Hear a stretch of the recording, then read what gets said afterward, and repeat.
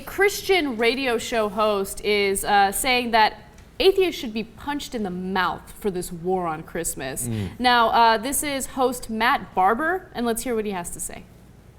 The bully on the playground intimidates. That's what he does, intimidates people into silence, into fear, into avoiding the bully. And oftentimes the bully is the paper tiger. And when the righteous individual who is being bullied defends his or herself and punches the bully in the mouth, guess what? The bully, more times than not, has a glass jaw, falls down, then everyone on the playground says, whoa, the bully was a weakling after all. That's the secularist left. The secularist left are bullies. They try to bully and intimidate and push religious intolerance and religious bigotry on everyone else. What about like atheist intolerance, right? What about the fact that the real bullies are the middle-aged dudes in Congress that want to put vaginal probes into law so they can intimidate women from having an abortion? Yeah. These people, man, I just keep saying they live in an alternate world where the Christians are the powerless ones in this country. Poor guys, as if every single president wasn't Christian, right? And somehow they think atheists are running the country when there isn't.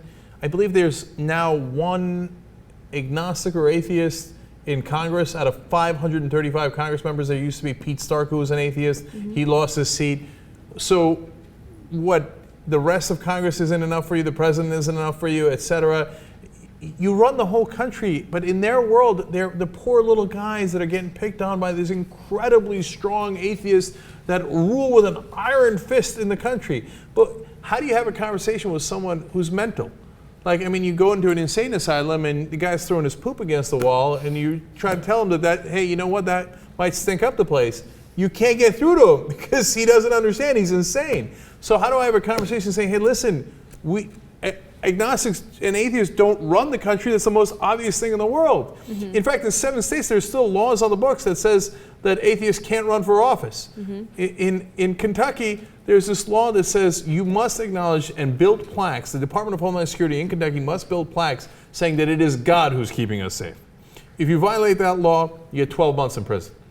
That's unbelievable. Okay. It's unbelievable that they can really sit there and argue that they're facing religious persecution in this country because, because a few people are opposed to, I don't know, building a nativity scene on public land. That's what he was responding to in that video. This guy by the name of John Satawa wanted to build a nativity scene on public land, and people were opposed to that. But it didn't matter. A federal judge actually ruled that he can continue to build that nativity scene. But it's public land. Taxpayer money goes into that.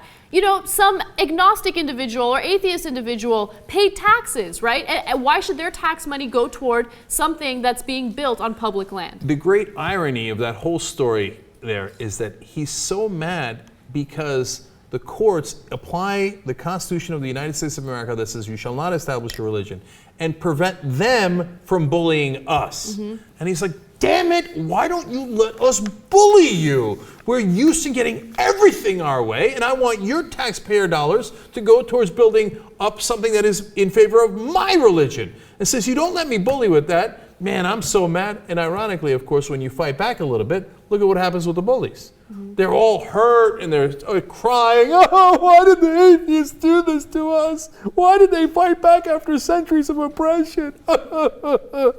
Who's the bully? And they always act like such tough guys too. Like, you punch him on the mouth. Yeah, sure, buddy. I know.